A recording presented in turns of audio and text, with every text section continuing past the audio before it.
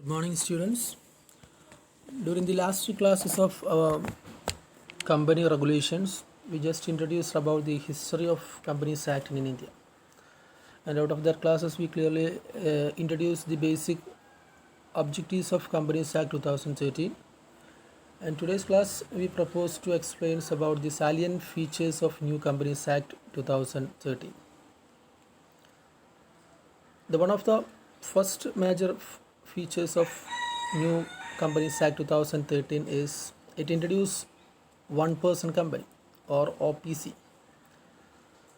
One person company means a company in which it have only one member. സാധാരണഗതിയിൽ 2013 companies ആക്റ്റുമായി ബന്ധപ്പെട്ട പ്രധാനപ്പെട്ട features എന്നുള്ള രൂപത്തിലാണ് ഈ ക്യാപ്ഷൻ നമ്മൾ salient features of new companies act 2013 എന്നുള്ളത് ഇൻട്രൊഡ്യൂസ് ചെയ്തിട്ടുള്ളത്. അപ്പോൾ അതിൽ ഒന്നാമത്തെ ഫീച്ചറായിട്ട് വരുന്നത് ഈ ഒരു ആക്ടിൻ്റെ ഭാഗമായി കൊണ്ട് വൺ പേഴ്സൺ കമ്പനി ഇൻട്രൊഡ്യൂസ് ചെയ്യാനുള്ള പെർമിഷൻ പ്രൊവൈഡ് ചെയ്തു എന്നുള്ളതാണ്. ഒരൊറ്റ സിംഗിൾ മെമ്പർ മാത്രമുള്ള കമ്പനിയാണ് നമ്മൾ വൺ പേഴ്സൺ കമ്പനി എന്നുള്ള പേരിലായിട്ട് അറിയപ്പെടുന്നത്. Before 2013 this type of company does not exist. Okay, 2013 onwards മുതലാണ് വൺ പേഴ്സൺ കമ്പനി പുതുതായിട്ട് ഇൻട്രൊഡ്യൂസ് ചെയ്യാൻ സ്റ്റാർട്ട് ചെയ്തിട്ടുള്ളത്. Second feature is it introduced CSR. CSR stands for corporate social responsibility. Corporate social responsibility അല്ലെങ്കിൽ CSR എന്നുള്ളത് 2013 മുമ്പ് ഓപ്ഷണലായിട്ട് ചില എത്തിക്കൽ companies മാത്രം മോറലായിക്കൊണ്ട് business ചെയ്യുന്ന ധാർമ്മികമായിക്കൊണ്ട് ബിസിനസ് ചെയ്യാൻ താല്പര്യമുള്ള കമ്പനികൾ ഓപ്ഷണലായിട്ട് വോളണ്ടറി ആയിക്കൊണ്ട് മാത്രം എൻഗേജ് ചെയ്തിരുന്നൊരു ആക്ടിവിറ്റിയാണ് കോർപ്പറേറ്റ് സോഷ്യൽ റെസ്പോൺസിബിലിറ്റി എന്നുള്ളത്, CSR എന്നുള്ളത്. At the same time from 2013 companies act the CSR is A statutory norms. 2013 companies act മുതൽ CSR എന്നുള്ളത് ഒരു കമ്പൽസറി ആയിട്ടുള്ള ആക്ടിവിറ്റീസ് ആയിട്ട് മാറി. CSR എന്നുള്ളത് ഉദ്ദേശിക്കുന്നത് കോർപ്പറേറ്റ് സോഷ്യൽ റെസ്പോൺസിബിലിറ്റി, അതായത് കമ്പനികളുടെ സാമൂഹികപരമായിട്ടുള്ള റെസ്പോൺസിബിലിറ്റീസ് എന്നാണ് ഉദ്ദേശിക്കുന്നത്. ഈ ഒരു ടേംസുമായി ബന്ധപ്പെട്ട് ഒരു ഫൈനാൻഷ്യൽ ഇയറിൽ 5 കോടിക്ക് മുകളിൽ പ്രോഫിറ്റ് വരുന്ന എല്ലാ കമ്പനീസും അവരുടെ ടോട്ടൽ പ്രോഫിറ്റിൻ്റെ 2% കുറയാത്ത എമൗണ്ട് സോഷ്യൽ സർവീസിങ് മേഖലയിൽ ചെലവഴിക്കുക എന്നുള്ളതാണ് പ്രധാനമായിക്കൊണ്ടും ഈ ഒരു ടേംസ് കൊണ്ട് ഉദ്ദേശിക്കുന്നത്. ഓക്കെ, അപ്പോൾ അങ്ങനെ ഒരു കൺസെപ്റ്റ് 2013 കമ്പനീസ് ആക്ട് മുതലാണ് പുതുതായിട്ട് ഇൻട്രൊഡ്യൂസ് ചെയ്തിട്ടുള്ളത്. And the third feature is it introduce NCLT. NCLT stands for national company law tribunal. National company law tribunal എന്നുള്ളത് ഒരു കോടതി, ഒരു കോർട്ട് സംവിധാനമാണ്. കമ്പനി റിലേറ്റഡ് ആയിട്ടുള്ള ഡിസ്പ്യൂട്ട്സുകൾ, കമ്പനി റിലേറ്റഡ് ആയിട്ടുള്ള പ്രോബ്ലംസുകൾ ഫാസ്റ്റസ്റ്റ് ആയിട്ട് സെറ്റിൽ ചെയ്യാൻ വേണ്ടി സ്പെസിഫിക്കലായിട്ട് എസ്റ്റാബ്ലിഷ് ചെയ്തിട്ടുള്ള ഒരു കോടതി സംവിധാനമാണ് നാഷണൽ കമ്പനി ലോ ട്രിബ്യൂണൽ എന്നുള്ള പേരിലായിട്ട് അറിയപ്പെടുന്നത്. Okay, another feature is it introduce NFRA. NFRA stands for national financial reporting authority. National financial reporting authority എന്നുള്ളത് ഒരു അക്കൗണ്ടിങ് സ്റ്റാൻഡേർഡ്സ് എസ്റ്റാബ്ലിഷ് ചെയ്യപ്പെടുന്ന, അക്കൗണ്ടിങ് സ്റ്റാൻഡേർഡ്സ് ഫിക്സ് ചെയ്യപ്പെടുന്ന ഒരു ഏജൻസിയാണ്. അപ്പോൾ ഇത്തരത്തിലുള്ള ഒരു നാഷണൽ ഫൈനാൻഷ്യൽ റിപ്പോർട്ടിംഗ് അതോറിറ്റി എന്നുള്ള ഒരു അതോറിറ്റീസിനെ കൂടി ഈ ഒരു ആക്ടിൻ്റെ ഭാഗമായി കൊണ്ട് ന്യൂലി ഇൻട്രൊഡ്യൂസ് ചെയ്യുകയുണ്ടായി. And the another major feature is it prohibited insider trading. Insider trading എന്നുള്ളത് ഉദ്ദേശിക്കുന്നത് it means purchasing of shares and other types of securities of company by the directors and key managerial persons എന്നുള്ളതാണ്. ഒരു കമ്പനിയുടെ shares ആ കമ്പനിക്കകത്തുള്ള directors അല്ലെങ്കിൽ ആ കമ്പനിക്കകത്തുള്ള കീ മാനേജറൽ പേഴ്സൺസ് തന്നെ ട്രേഡ് ചെയ്യുന്ന സിറ്റുവേഷൻസിനെയാണ് നമ്മൾ ഇൻസൈഡർ ട്രേഡിംഗ് എന്നുള്ള പേരിലായിട്ട് അറിയപ്പെടുന്നത്. ഇവിടെ കീ മാനേജറൽ പേഴ്സൺസ് എന്നോട് ഉദ്ദേശിക്കുന്നത് സാധാരണഗതിയിൽ മാനേജിംഗ് ഡയറക്ടർ, അതുപോലെ തന്നെ ഡയറക്ടർ, അതുപോലെ തന്നെ chief executive officer of company, ഇത്തരം ആളുകളെയാണ് നമ്മൾ കീ മാനേജറൽ പേഴ്സൺസ് എന്നുള്ള കാറ്റഗറിയുടെ ഭാഗമായിട്ട് ഇൻക്ലൂഡ് ചെയ്യുന്നത്. അപ്പോൾ 2013 കമ്പനീസ് ആക്ടിന് മുമ്പ് ഇൻസൈഡർ ട്രേഡിംഗ് എന്നുള്ളത് ഒരു ഇമ്മോറൽ ആയിട്ടുള്ള ആക്ടിവിറ്റീസ് മാത്രമാണ് പരിഗണിക്കപ്പെട്ടിരുന്നത്. At the same time 2013 companies act മുതൽ ഇതൊരു ഇല്ലീഗൽ ആയിട്ടുള്ള, ഒരു പ്രൊഹിബിറ്റഡ് ആയിട്ടുള്ള ആക്ടിവിറ്റീസ് ആയിട്ട് കൺവേർട്ട് ചെയ്തു എന്നുള്ളതാണ് പ്രധാനപ്പെട്ട മറ്റൊരു ഇൻസിഡൻസ് ആയിട്ട് വരുന്നത്. Okay, next point, next feature strict rules for auditing. Introducing strict rules for auditing. Companies act 2013 ഭാഗമായിക്കൊണ്ട് വളരെ കർശനമായിട്ടുള്ള ഓഡിറ്റിംഗ് റൂൾസുകൾ ഇൻട്രൊഡ്യൂസ് ചെയ്തു എന്നുള്ളതാണ്. നമുക്കറിയാം, ഓഡിറ്റിംഗ് എന്ന് പറഞ്ഞു കഴിഞ്ഞാൽ it's a systematic evaluation of all the financial records of the company by an external officer എന്നുള്ളതാണ് അതുകൊണ്ട് ഉദ്ദേശിക്കുന്നത്. ഒരു കമ്പനിക്കകത്തുള്ള ഫൈനാൻഷ്യൽ റെക്കോർഡ്സുകൾ, അതായത് കമ്പനിയുടെ ബാലൻസ് ഷീറ്റും പ്രോഫിറ്റ് ലോസ് അക്കൗണ്ടും മറ്റു ലെഡ്ജേഴ്സും വൗച്ചേഴ്സും അതുമായി ബന്ധപ്പെട്ട എല്ലാ ഫൈനാൻഷ്യൽ റെക്കോർഡ്സുകളും ഒരു കമ്പനിക്കകത്ത് അതിൻ്റെ അക്കൗണ്ടൻറ്റോ അല്ലെങ്കിൽ അതിൻ്റെ ഫൈനാൻഷ്യൽ മാനേജേഴ്സോ പ്രിപ്പയർ ചെയ്ത് വെച്ചത് ആ സ്ഥാപനത്തിൻ്റെ പുറത്തുള്ള മറ്റൊരു എക്സ്റ്റേണൽ ഓഫീസർ വെരിഫൈ ചെയ്ത് അത് കറക്റ്റാണ് എന്ന് സർട്ടിഫൈ ചെയ്യുന്ന പ്രോസസ്സിനെയാണ് ഓഡിറ്റിംഗ് എന്നുള്ള പേരിലായിട്ട് അറിയപ്പെടാറുള്ളത്. പിന്നെ normal cases the auditing is generally conducted by chartered accountant qualified persons. CA qualified ആയ ചാർട്ടേഡ് അക്കൗണ്ട് ക്വാളിഫൈഡ് ആയിട്ടുള്ള ആളുകളാണ് നോർമൽ കേസസിൽ കമ്പനികളുടെ അക്കൗണ്ട്സ് ഓഡിറ്റ് ചെയ്യപ്പെടാറുള്ളത്. അതേസമയം 2013 കമ്പനീസ് ആക്ട് മുതലുള്ള പ്രധാനപ്പെട്ട ഒരു പ്രത്യേകത എന്നുള്ളത് 2013 കമ്പനീസ് ആക്ട് വന്നതിന് ശേഷം ഒരു സിംഗിൾ ഓഡിറ്റർക്ക് ഒരേ സമയം 20-ൽ കൂടുതൽ കമ്പനികളുടെ അക്കൗണ്ട്സ് ഓഡിറ്റ് ചെയ്യാൻ പെർമിഷൻ ഇല്ല എന്നുള്ളതാണ്. പരമാവധി 20 കമ്പനീസിൻ്റെ ഓഡിറ്റാണ് അറ്റ് എ ടൈമിൽ ഒരു സിംഗിൾ ഓഡിറ്റർക്ക് പെർഫോം ചെയ്യാൻ വേണ്ടി പറ്റുക.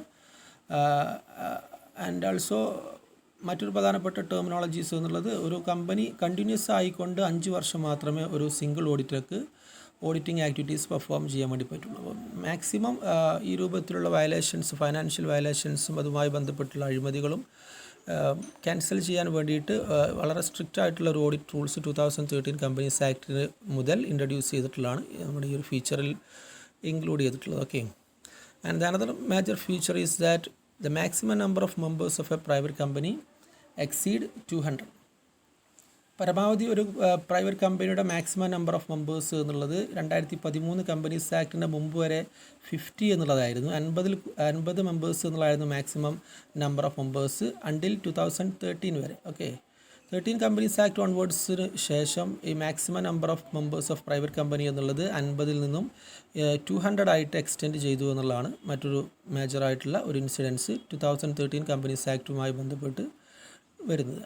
And another major feature is that the Companies Act introduced some composition on the board of directors. Board of directors-ൻ്റെ കോമ്പോസിഷൻ, ബോർഡ് ഓഫ് ഡയറക്ടേഴ്സിൻ്റെ കൂട്ടത്തിൽ ചില എലമെൻറ്റുകൾ വളരെ കമ്പൽസറി ആണ് എന്നുള്ള രൂപത്തിലുള്ള റൂൾസുകൾ ഇൻട്രൊഡ്യൂസ് ചെയ്തു എന്നുള്ളതാണ്. നമുക്കറിയാം ഒരു കമ്പനിക്കകത്ത് ഏറ്റവും ചുരുങ്ങിയത് 2 ഡയറക്ടേഴ്സ് നിർബന്ധമായിട്ടുണ്ടാകണം. മാക്സിമം 15 ഡയറക്ടേഴ്സാണ് ഉണ്ടാവുക. ഈ 2 to 15 ഡയറക്ടേഴ്സിൻ്റെ ഇടയിൽ നിർബന്ധമായിക്കൊണ്ടും ഒരു കോമ്പോസിഷൻ, താഴെ പറയുന്ന രൂപത്തിലുള്ള കോമ്പോസിഷൻ അല്ലെങ്കിൽ ആ രൂപത്തിലൊരു ക്രമം നിർബന്ധമായിട്ടുണ്ടാകണം. That means first one there should be at least 1 woman directors, ഏറ്റവും ചുരുങ്ങിയത് ഒരു വുമൺ ഡയറക്ടേഴ്സ് കമ്പൽസറി ആയിട്ടുണ്ടാകണം. And there should be 1 resident director. Resident director എന്നോട് ഉദ്ദേശിക്കുന്നത് a director who is reside in India at least 182 days during the previous year എന്നുള്ളതാണ്. കഴിഞ്ഞ വർഷം അല്ലെങ്കിൽ ഒരു പർട്ടിക്കുലർ ഫൈനാൻഷ്യൽ ഇയറിൽ ഒരു വ്യക്തി അറ്റ്ലീസ്റ്റ് 182 ദിവസം ഇന്ത്യയിൽ സ്റ്റേ ചെയ്ത് കഴിഞ്ഞാൽ അവരെയാണ് നമ്മൾ റെസിഡൻറ്റ് എന്നുള്ള പേരിലായിട്ട് അറിയപ്പെടാറുള്ളത്. അപ്പോൾ ഈ രൂപത്തിൽ മൊത്തം ഡയറക്ടേഴ്സിൽ ഒരു ഡയറക്ടർ നിർബന്ധമായിക്കൊണ്ടും റെസിഡൻറ്റ് ഡയറക്ടർ ആയിരിക്കണം. ഒരു ഡയറക്ടർ കമ്പൽസറി ആയിട്ട് വുമൺ ഡയറക്ടർ ആയിരിക്കണം. അതുപോലെ തന്നെ 1/3 ഡയറക്ടേഴ്സ്, മൊത്തം ഡയറക്ടേഴ്സിൻ്റെ 1/3 ഡയറക്ടേഴ്സ് ഇൻഡിപെൻഡൻറ്റ് ഡയറക്ടേഴ്സ് ആയിരിക്കണം. ഇങ്ങനെയുള്ള 3 പ്രത്യേകതകൾ നിർബന്ധമായിക്കൊണ്ടും ടോട്ടൽ ഡയറക്ടേഴ്സിൻ്റെ ഇടയിൽ ഉണ്ടായിരിക്കണം എന്നുള്ളതാണ് ഇതുമായി ബന്ധപ്പെട്ട് സൂചിപ്പിക്കുന്നത്, കോമ്പോസിഷൻ ഓഫ് ഡയറക്ടേഴ്സുമായി ബന്ധപ്പെട്ട്. ഓക്കെ, അപ്പോൾ ഇത്രയും കാര്യങ്ങളാണ് നമ്മൾ പ്രധാനമായിക്കൊണ്ടും 2013 കമ്പനീസ് ആക്റ്റുമായി ബന്ധപ്പെട്ട മേജർ ഫീച്ചേഴ്സായിട്ട് ലിസ്റ്റ് ഔട്ട് ചെയ്യപ്പെടാനുള്ളത്. Next term is basic introduction to joint stock company എന്നുള്ളതാണ്. What is a company and what are the basic features of a joint stock company എന്നുള്ളതാണ് നെക്സ്റ്റ് ടെർമിനോളജി ആയിട്ട് കവറപ്പ് ചെയ്യുന്നത്.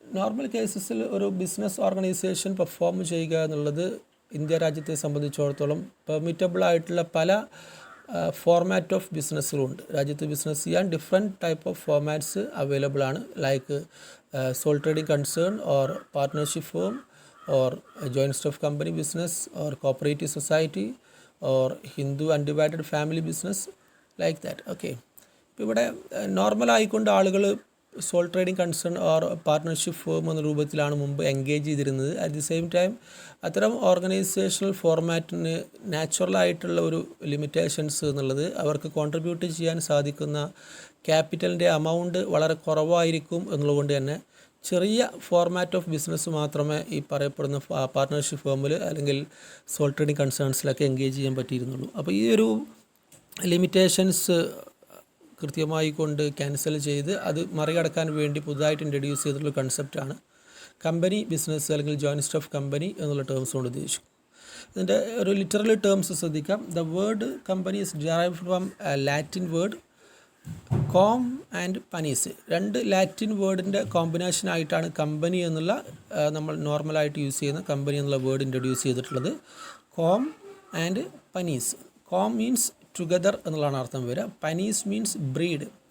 അപ്പോൾ bread പറഞ്ഞാൽ നമ്മൾ ഭക്ഷിക്കാനുള്ള വസ്തു, ഭക്ഷ്യവസ്തു എന്നുള്ളതാണ് ഉദ്ദേശിക്കുന്നത് പ്രധാനമായിട്ടും. അപ്പോൾ പല ആളുകളുടെ ഭക്ഷ്യവസ്തുക്കൾ ഒരുമിച്ച് ചേർക്കുക, അതായത് പല ആളുകളുടെ എഫേർട്ട് ഒരുമിച്ച് ചേർക്കുക എന്നുള്ളതാണ് ഇവിടെ ഉദ്ദേശിക്കുന്നത്. അതായത് പല ആളുകളുടെ കൈവശമുള്ള എമൗണ്ട് ഉപയോഗപ്പെടുത്തിക്കൊണ്ട് ഒരു കമ്പൈൻഡ് ആയിട്ട് ബിസിനസ് ആക്ടിവിറ്റീസ് പെർഫോം ചെയ്യുക എന്നുള്ളതാണ് നമ്മളിവിടെ സോൾ ട്രേഡിംഗ് കൺസേൺ എന്നുള്ള ടെർമിനോളജി കൊണ്ട് ഉദ്ദേശിക്കുന്നത്. ഓക്കെ, അതിൻ്റെ ഡെഫിനിഷൻ നോക്കുക. According to section 2 subsection 20 of Companies Act 2013, the company is defined as a company means a company incorporated under this act or any previous act. Companies Act പ്രകാരമുള്ള definition ആണ്. A company means a company which is incorporated എന്ന് പറഞ്ഞു കഴിഞ്ഞാൽ register ചെയ്യുക എന്നുള്ള അർത്ഥം വരെ. Incorporated under this act or any previous act, 2013 companies act മുഖാന്തരമോ ഓർ 2013 മുമ്പുണ്ടായിരുന്ന 1956 മുതലുള്ള അങ്ങോട്ടുള്ള പഴയ കമ്പനീസ് ആക്ടുകൾ പ്രകാരമോ രജിസ്റ്റർ ചെയ്ത ഇൻകോർപ്പറേറ്റ് ചെയ്ത കമ്പനികളെയാണ് നമ്മൾ ഒഫീഷ്യലി കമ്പനി എന്നുള്ള പേരിട്ടുകൊണ്ട് വിളിക്കുക. Okay, look at another definition according to W.H. Haney. A company is an incorporated association which is an artificial person created by law having separate entity with perpetual succession and common seal. നിങ്ങൾ നോർമലായിക്കൊണ്ട് plus ടുവിനൊക്കെ പഠിച്ചിട്ടുണ്ടാവും. Company is an incorporated association, ഒരു register ചെയ്ത സ്ഥാപനമാണ്. Which is an artificial person created by law, നിയമപ്രകാരം ഉണ്ടാകുന്ന ഒരു ആർട്ടിഫിഷ്യൽ ആയിട്ടുള്ള പേഴ്സണാലിറ്റിയാണ്. Having separate entity with perpetual succession and common seal. Okay, these are the two major definitions of joint of company. And the next caption is major features or characteristics of a company. നമ്മൾ already plus ടുവിന് പഠിച്ച terms ആയതുകൊണ്ട് തന്നെ just list out ചെയ്ത് പോകുന്നേ ഉള്ളൂ. The major features are, first one, it is a voluntary association. That means there is no compulsory to become a member in any type of a company to an individual. നിർബന്ധമില്ല, voluntary ആയിട്ട് താല്പര്യമുള്ള ആളുകൾക്ക് മാത്രമേ കമ്പനിയിൽ membership എടുക്കേണ്ട ആവശ്യമുള്ളൂ. So it is a voluntary association. And second point is a separate legal entity. Separate legal entity means the company and the members of company should have separate legal existence. Company തുടങ്ങിയ ആളുകളും company എന്നുള്ളതും നിയമപ്രകാരം രണ്ടും separate ആയിട്ടുള്ള legal entities ആണ്. The responsibility of company should not be the responsibility of its shareholders എന്നുള്ളതാണ് നമ്മളിതുകൊണ്ട് ഉദ്ദേശിക്കുന്നത്. Okay, and the third one, limited liability of members. Normal കേസസിൽ കമ്പനിയുടെ ഷെയർ ഹോൾഡേഴ്സിൻ്റെ മെമ്പേഴ്സിൻ്റെ ലയബിലിറ്റി എന്നുള്ളത് യൂഷ്വലി ലിമിറ്റഡ് ലയബിലിറ്റിയാണ് വരാറുള്ളത്. അറ്റ് ദി സെയിം ടൈം ഒരു അൺലിമിറ്റഡ് കമ്പനീസ് ഫോം ചെയ്യാൻ 2013 കമ്പനീസ് ആക്ട് പ്രകാരം പ്രത്യേകിച്ച് റെസ്ട്രിക്ഷൻസ് ഒന്നുമില്ല. അൺലിമിറ്റഡ് കമ്പനീസ് വേണമെങ്കിൽ ഫോം ചെയ്യുക. At the same time usually the liability of members of company should be limited. Okay, another feature is transferability of shares. ഷെയർ ഹോൾഡേഴ്സിൻ്റെ shares അവർക്ക് normal കേസസിൽ ഫ്രീ ആയിട്ട് ട്രാൻസ്ഫർ ചെയ്യാവുന്നതാണ്, ഈസിലി ട്രാൻസ്ഫർ ചെയ്യാവുന്നതാണ്. But as in the case of a private company there is some kind of restriction in the transfer of shares. At the same time as in the case of a public company there is no restriction and is a fully free transferability of shares. Okay, and the next feature, artificial legal person. Company എന്നുള്ളത് ഒരു artificial പേഴ്സണാണ്, നമുക്കൊരു ടാഞ്ചിബിളായിട്ട് കാണാൻ പറ്റുന്നതോ അല്ലെങ്കിൽ touch ചെയ്യാൻ പറ്റുന്നതായിട്ടുള്ള element അല്ല. അതൊരു artificial പേഴ്സണാണ്. ഡോക്യുമെൻറ്റ്സിൽ മാത്രം അല്ലെങ്കിൽ റെക്കോർഡിക്കലി മാത്രം ഐഡൻറ്റിഫൈ ചെയ്യാൻ പറ്റുന്ന ഒരു പേഴ്സണാലിറ്റിയാണ് കമ്പനി എന്നുള്ളത്. And it should have A common seal. Okay, ഇതൊരു ആർട്ടിഫിഷ്യൽ പേഴ്സൺ ആയതുകൊണ്ട് തന്നെ അതിന് സ്വന്തം നിലയ്ക്ക് സൈൻ ചെയ്യുക എന്നുള്ളത് ഇമ്പോസിബിൾ ആയതുകൊണ്ട് ഡോക്യുമെൻറ്റ്സ് ഓഫ് കമ്പനീസിൽ നാച്ചുറൽ ആയിക്കൊണ്ട് കമ്പനിയുടെ ഒഫീഷ്യൽ സീലാണ് പതിക്കാറുള്ളത്. So these are the major features of a joint of company. Once again, it is conclude voluntary association. It have a separate legal entity. It have perpetual succession. Perpetual succession എന്ന് പറഞ്ഞു കഴിഞ്ഞാൽ സ്ഥായിയായ നിലനിൽപ്പ് എന്നുള്ളതാണ് ഉദ്ദേശിക്കുന്നത്. ഒരിക്കൽ ഫോം ചെയ്ത് കഴിഞ്ഞാൽ ഫോം ചെയ്ത മെമ്പേഴ്സിൻ്റെ മരണമോ മെമ്പേഴ്സിൻ്റെ മറ്റു ഇനബിലിറ്റീസോ ഒന്നും കമ്പനിയുടെ നിലനിൽപ്പിനെ ബാധിക്കുന്നതല്ല എന്നുള്ളതാണ് ഉദ്ദേശിക്കുന്നത്. Okay, another feature is limited liability and transferability of shares, artificial legal person, common seal, etcetera. So these are the major features of a joint stock company. Okay.